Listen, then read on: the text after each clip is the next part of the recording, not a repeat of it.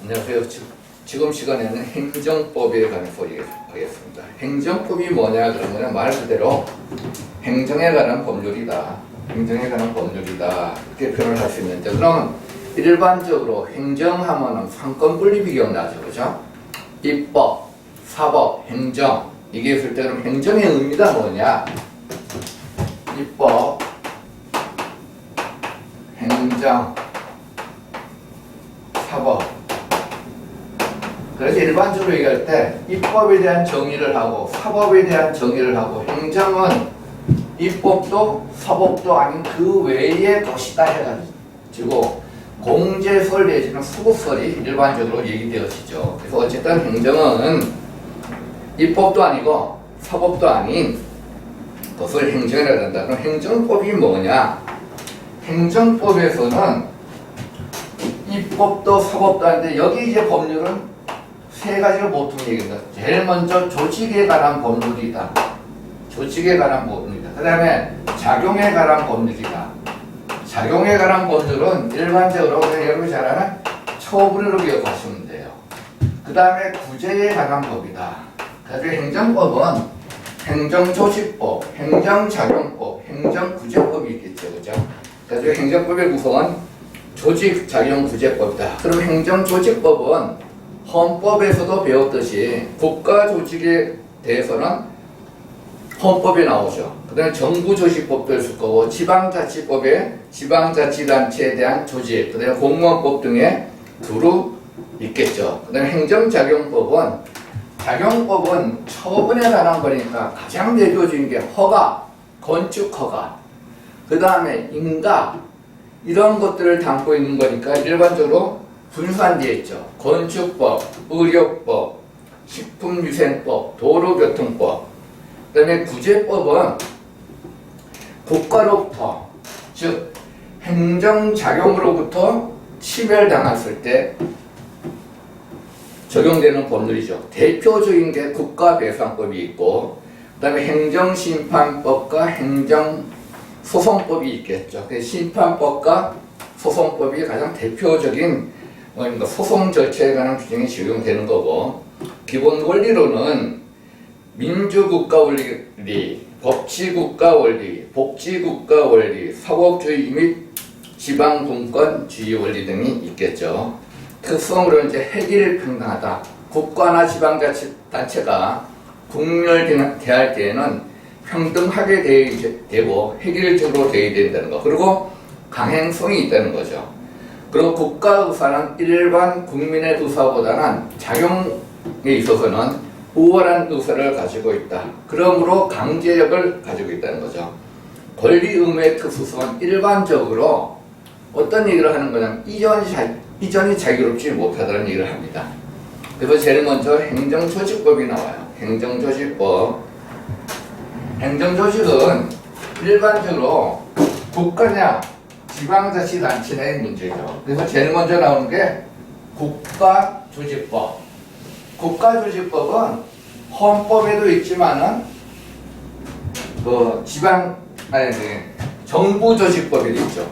정부조직법. 그래서 헌법에서는 일반적인 조직을 얘기하고, 정부조직법 같은 구체적으로 얘기가 되어지는 부분이고, 지방행정조직법 이거는 갖다가 자치행정을 지금 현재 펴고 있는 상황에서 지방자치단체에 관한 규정은 지방자치법에 주로 나와 있겠죠. 그리고 이제 조직법 중에 대표적으로 거기서 근무하는 자들이 공무원이잖아요. 그리고 공무원에 대해 가지고 규정을 하고 있겠죠. 그래서 우리나라는 공무원에 대해서는 국가공무원법이 있고 지방공무원법이 있고, 그 다음에 뭐 다른 각 부서마다 공무원법이 별도로 규정되어 있습니다. 어쨌든 공무원이 뭐냐?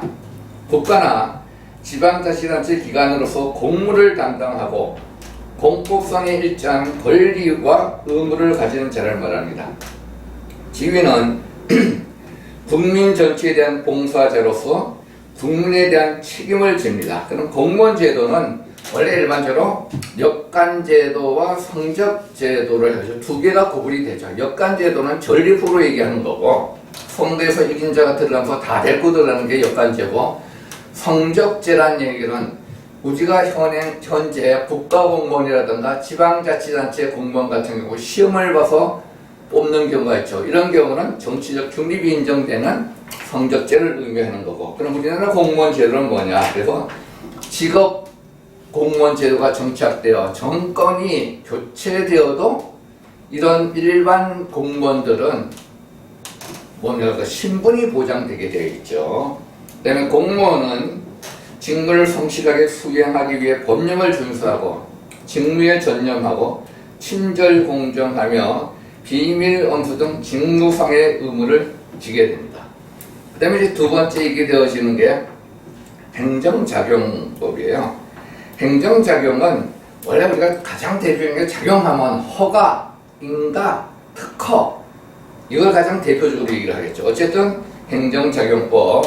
그래서 특징은 법치행정의 원리라는 거, 법에 근거해서 간다는 거. 그래서 그거 보면 법치행정 원리는 갖다가 법률 우위의 원칙, 그다음에 법률 유보의 원칙, 뭐 이런 것들이 있는데 법률에 근거해서 행정을 해야 되고 작용을 해야 된다는 얘기입니다. 그 다음에 행정주체의 우월성 인정. 개인과 개인 간의 관계는 동등하고 대등하지만 국가 또는 지방자치단체와 개인 간의 관계는 국가나 지방자치단체가 우월적인 위치에 있다는 거죠. 그래서 일반적으로 특징으로 얘기되어지는 게 행정무사는 법률에 적합해야 된다. 취소되기 전까지는 구속력이 인정되는 공정력이라는 얘기인데, 공정력은 뭐냐면 무효가 아닌 경우입니다. 공정력은 무효가 아닌 한 취소되기까지는 효력이 있다예요. 그래서 대표적인 게 우리가 음주운전을 하다가 면허가 취소됩니다. 그럼 면허가 취소되면은 행정심판이나 행정소송을 제기해도 면허가 취소된 상태에서 제기를 하는 거예요. 그런 식으로 일단 무효가 아닌 한 행정행위는 취소되기 전까지는 그 처분이 유효하다는 게 공정력이고, 확정력이 있고 행정무사의 강제력을 가지고 있고, 불가쟁력과 불가변력이라는 얘기는 쟁력이니까 다투지 못한다는 얘기고, 그 다음에 변력이란 변경할 수가 없다는 겁니다. 그 다음에 권리구제의 특수성을 가지고 있다는 거죠. 그래서 행정구제 제도의 중요성이 강조되는 게 이제 처분에 의해 가지고 개인의 국민이나 주민의 지위가 손해를 본다던가 침해가 되었을 때 국가나 지방자치단체를 상대로 뭔가 그 구제를 청구할 수 있다는 거죠. 행정행위가 뭐냐?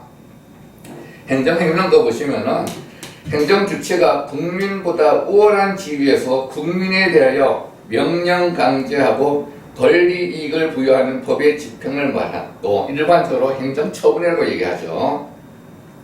그리고 성립은 행정에는 공권력을 사용하기 때문에 반드시 법에 근거해서, 법의 근거는 법률 유보라는 얘기죠. 법에 근거해서 법이 정하는 절차에 따라, 절차니까 뭡니까, 그 절차, 행정절차법 같은데 특히 침해 행정행위 같은 경우는 적법 절차를 잘 따라야 된다는 거죠. 그 다음에 행정행위의 공정력, 아까 제가 이건 얘기를 했습니다. 아까 뭐라 그랬냐면은 무효가 아닌 법률행위, 무효가 아니라는 취소할 수 있는 법률행위죠. 그래서 그 보시면 뭐라 그러냐면 위법 부당의 하자인데, 당연 무효가 아니면, 무효는 여기 제가 구분할게,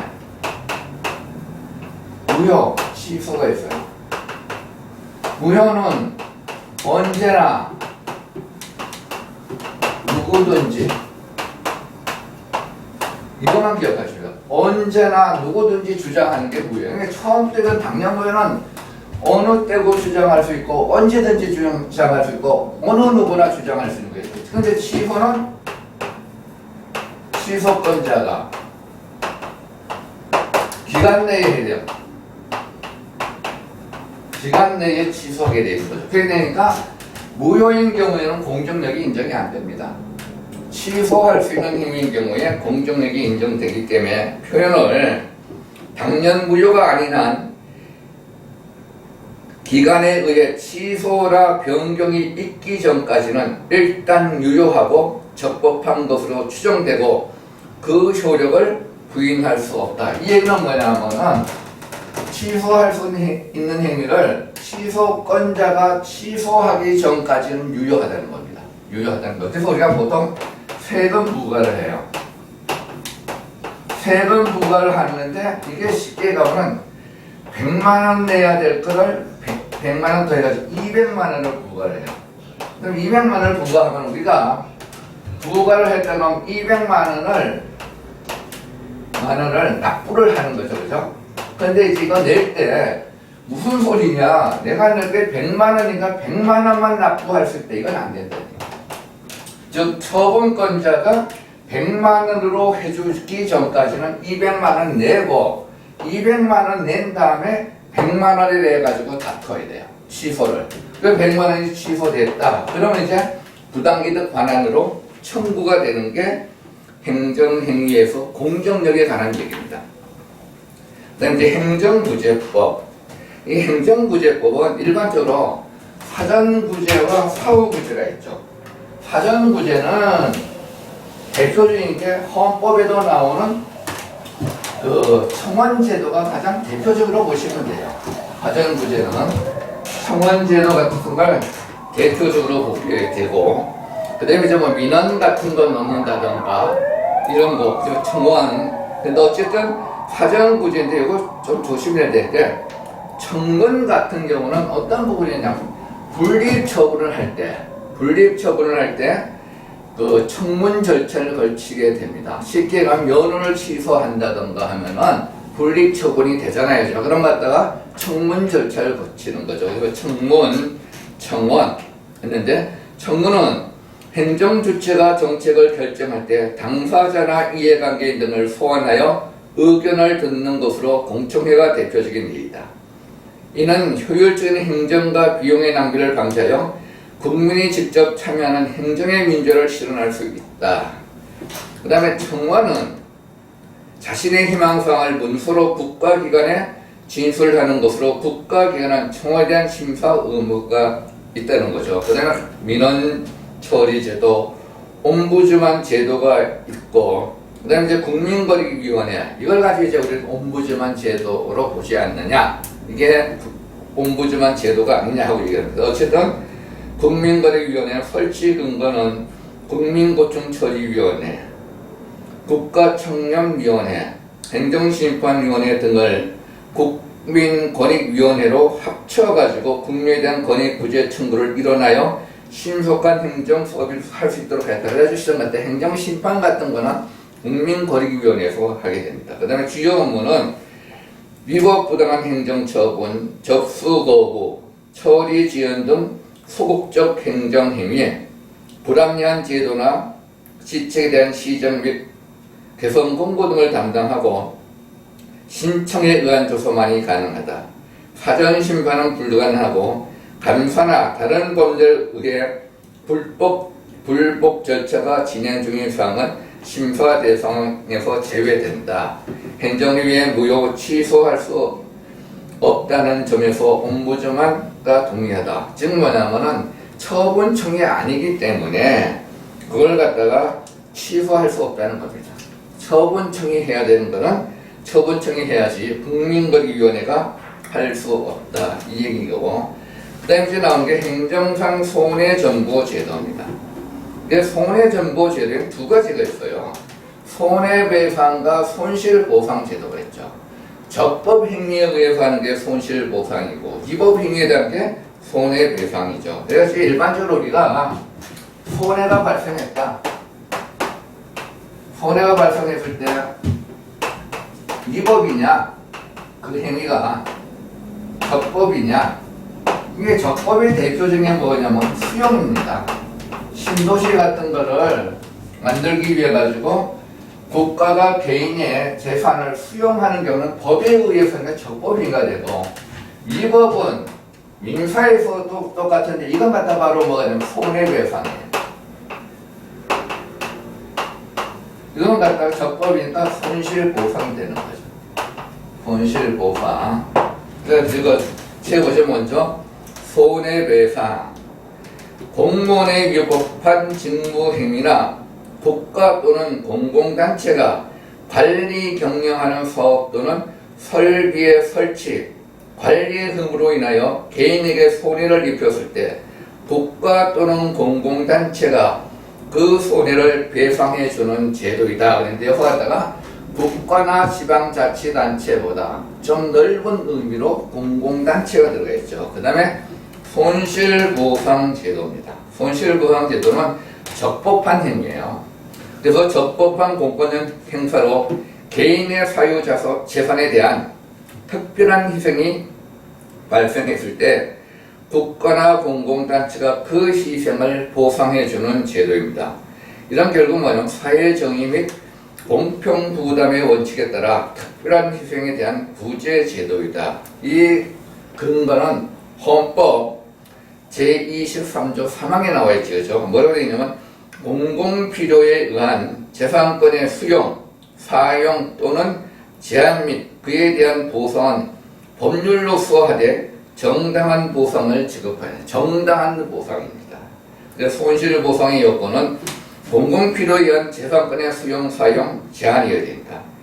개인의 사유재산에 특별한 희생이 발생하여야 되고 국가나 공공단체가 그 희생을 보상하여 주는 제도입니다. 그래서 일반적으로 보면은 신도시 같은 거를 땅을 수용할 때 정보를 먼저 취득해가지고 거기에다가 수종 같은 것도 비싼 수종을 심지, 그죠? 그래가지고 보상을 받기 위한 거. 그래서 일반적으로 지금 문제되고 있는 것도 이 손실보상 제도 때문입니다. 실은.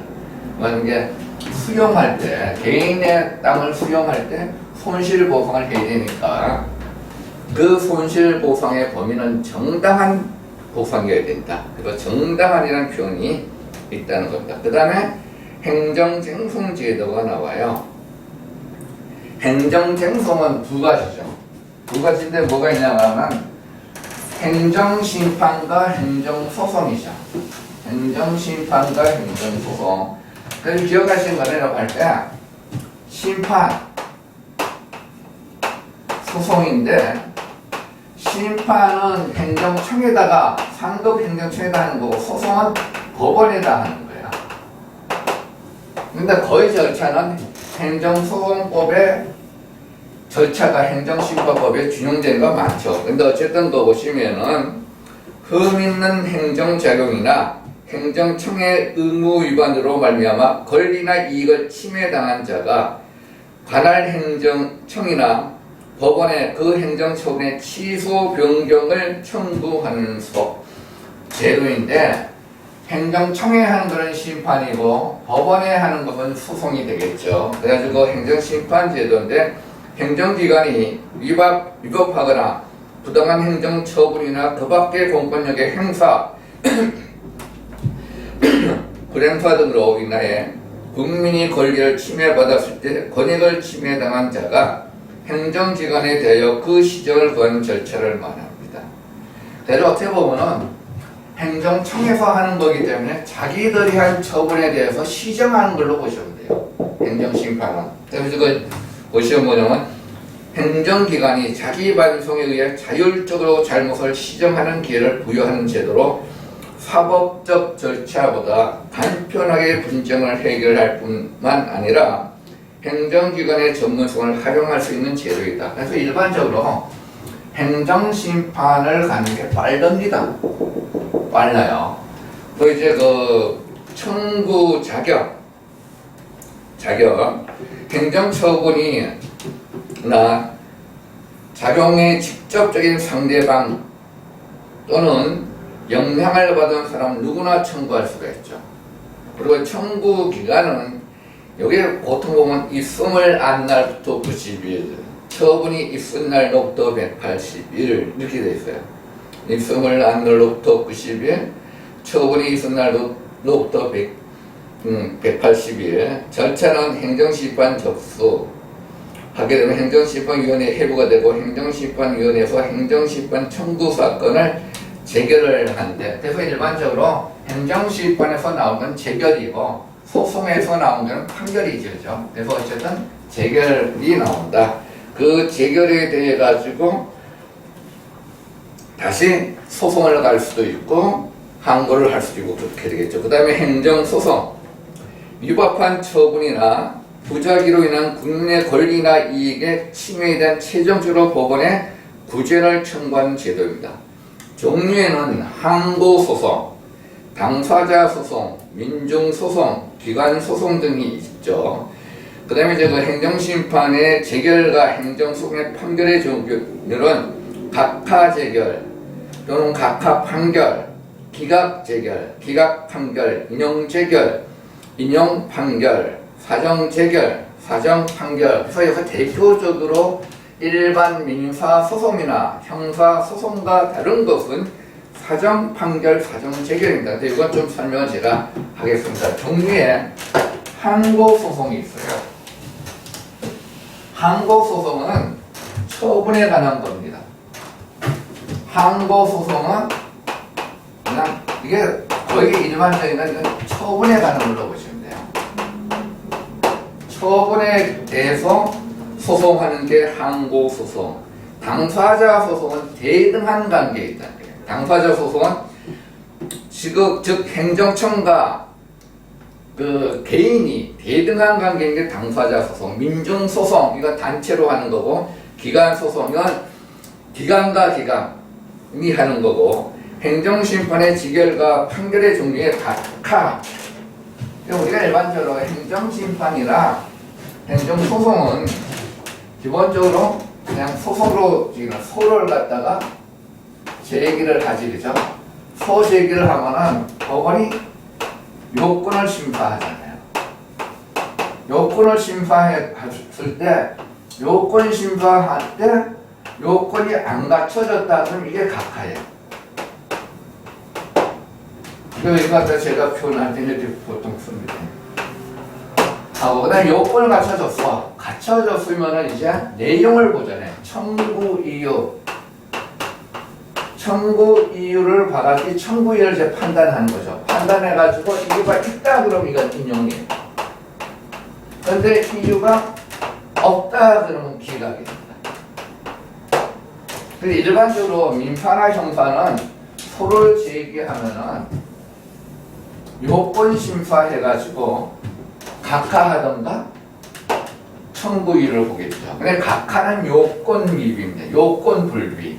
그 다음에 청구 이유를 봐가지고 원고의 청구가 이유 있다 그러면 인용. 그러면 갖다가 원고가 이긴 거가 돼요. 원고가 이긴 거가 되고, 원고의 청구가 이유 없다 그러면 원고가 징계됩니다. 근데 문제는 여기에 이제 사정 재결 사정 판결이 하나 있어요. 이게 뭐냐면은 봤더니 청구인의 청구 이유가 있어요. 있으면 인용으로 가야 되는데 기각을 하는 거예요. 지금 얘기가 뭐냐면은 그 청구인의 청구가 이유가 있는데 왜 이리로 가냐 그러면은 공공복리득에 반하는 경우, 위배된다기보다도 침해되는 경우에는 기각을 하는 겁니다. 그때는 손해배상이나 이런 건 다 해줘야 되겠죠. 그래서 기억할 거는 행정소송이나 행정심판에서는 사정재결이 있다는 거. 그래서 꼭 기억하시는 게 이게 일반적이에요. 민사나 형사나 소를 제기하고 또는 심판을 청구하잖아요. 그죠? 그러면 청구 요건을 심사하게 되고, 그 심사한 걸 가지고 요건이 구비됐다 그럼 청구 이유를 보죠. 내용을 본다는 얘기죠. 내용을 봐가지고 청구 이유가 있어 그러면 인용 판결하는 거고, 청구 이유가 없어 그러면 기각이에요. 근데 행정심판이나 행정소송은 청구 이유가 있어 분명히. 근데 공공복리를 위해 가지고는 기각할 수밖에 없어. 그때 나온 게 사정판결입니다. 그리고 요건심사가 미비되면 각각 판결인데, 근데 여기서 제가 하나 얘기할 거는 일반적으로 헌재 같은 경우도 헌법 소원이나 헌법 그 소송을 제기를 하면은 각하가 이제 가끔 많은 경우가 나와요. 이거 다 정치적인 부담되는 경우는 정치적으로 부담되는 경우는 내용 안 보겠다는 겁니다. 기본적으로 뭐냐면 겉에만 보겠다는 거예요. 우리가 보통 뭐 소를 제기해 볼 때 당사자, 그 다음에 뭐 이게 관할 이렇게 딱 해가지고 겉에 짝만 보고 그게 요건이죠. 근데 내용을 안 보고 겉에만 보고 그냥 갑갑한거예요. 우리는 갖다가 거기에 대해서 판단 안 한다 이런 의미가 있겠죠. 그럼 여러분 좀 기억하실 거는 행정법은 좀 이렇게 하려고 하면 좀 내용이 많습니다. 많아요. 근데 특히 여기서 좀 여러분 기억하실 거는 허가, 인가, 특허는 좀 구분해놔야 돼요. 허가와 인가와 특허. 왜냐면은 일반적으로 우리가 건축법 같은 경우에서는 허가 신청을 하잖아요. 그죠? 허가를 신청을 하면은 뭐냐면 이게 갖다가 허가 같은 경우 허가 신청하는 게 적법 요건이에요.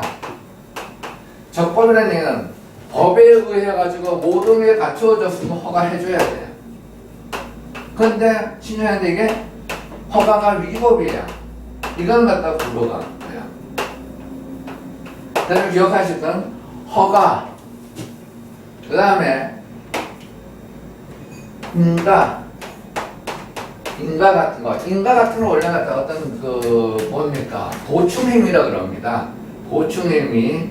그러니까 뭐 설립인가 할 때 기본적인 행위가 있고 여기에 대해 가지고 보충적으로 가는 게 인가가 돼요.